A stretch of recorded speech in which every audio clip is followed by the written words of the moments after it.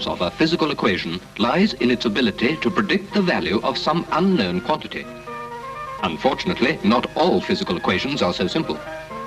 Frequently, we find situations where, although the equation is known, we have no direct way of solving it. The finite element method is one technique for overcoming this problem.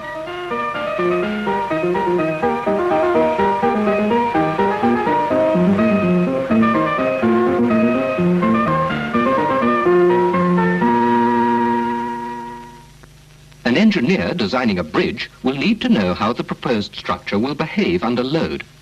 The equations describing the distribution of structural stresses are known, but they can't be directly solved for a complicated shape such as a bridge. However, the equations can be solved for very simple shapes like triangles or rectangles. The finite element method takes advantage of this fact. We replace the single complicated shape with an approximately equivalent network of simple elements. The overall pattern of elements is referred to as the finite element mesh, and this pattern will be unique to each new problem. The initial step is to design this mesh, and for this we must first decide what kind of elements we'll use. One-dimensional rods, or two-dimensional triangles, or quadrilaterals.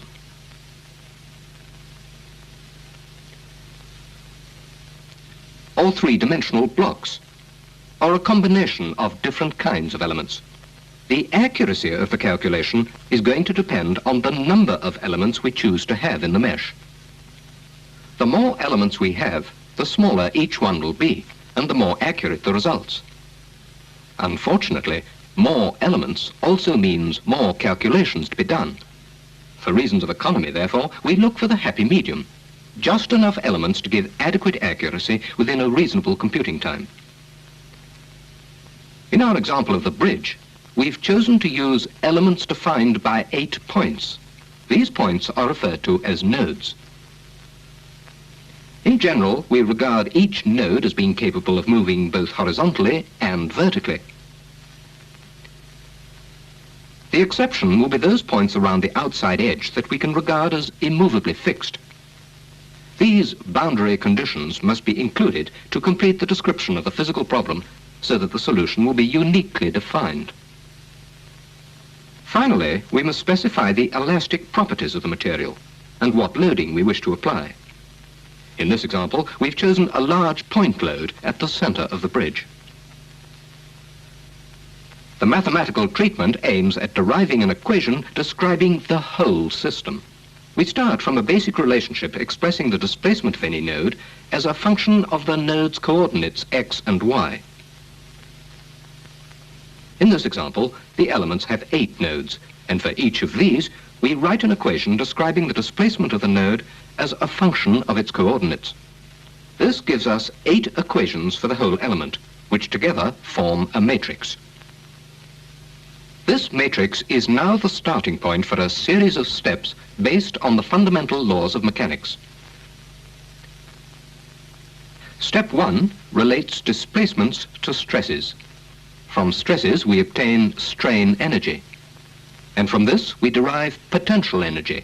And finally, from minimum potential energy, we obtain a pair of system equations for the complete element.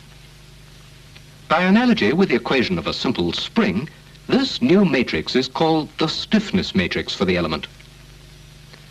Instead of a single displacement x, the matrix operates on the vector x, whose components are the displacements for the whole element. We carry out this process for every element in the mesh, so that we now have a stiffness matrix for each one.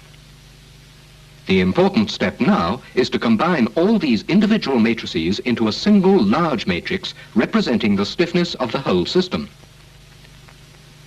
Now, any two neighboring elements will have nodes in common, so values for common nodes will appear in both matrices.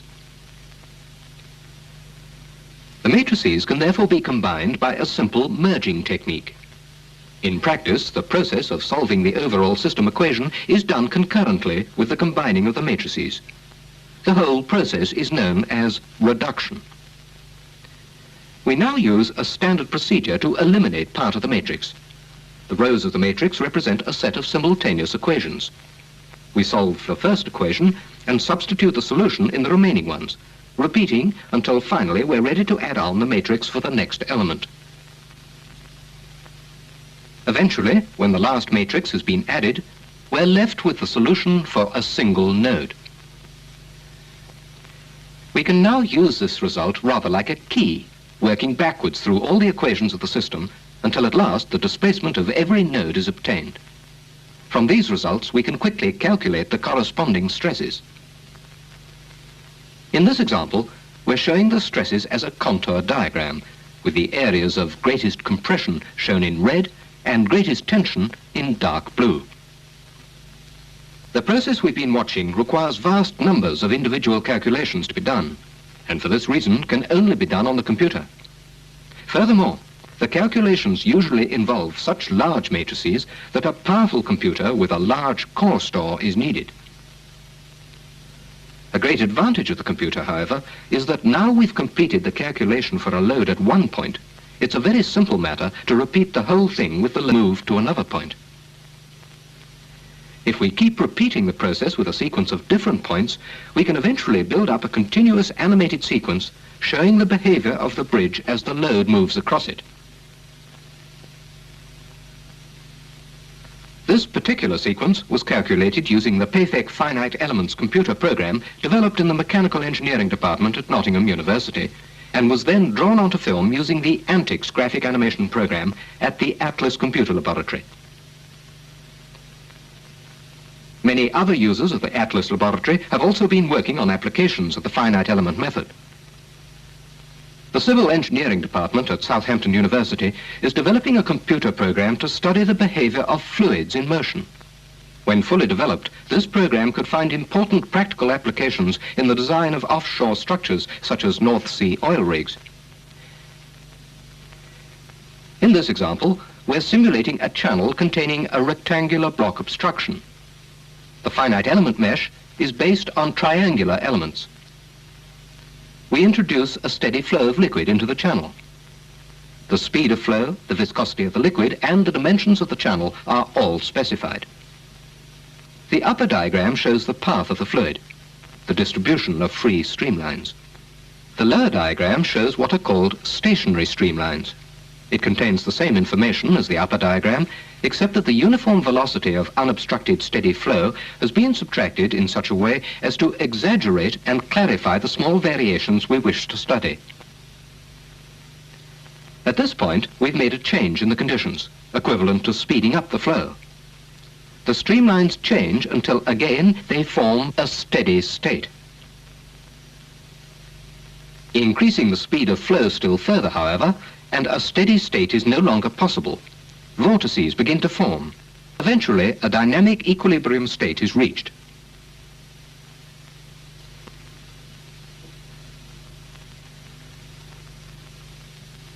Finally, one more example, also from Southampton. This program is designed to study the dispersion of pollutants deposited in tidal waters. The finite element mesh here corresponds to the eastern Solent extending to Portsmouth, and the thickness of the elements corresponds to the depth of the water.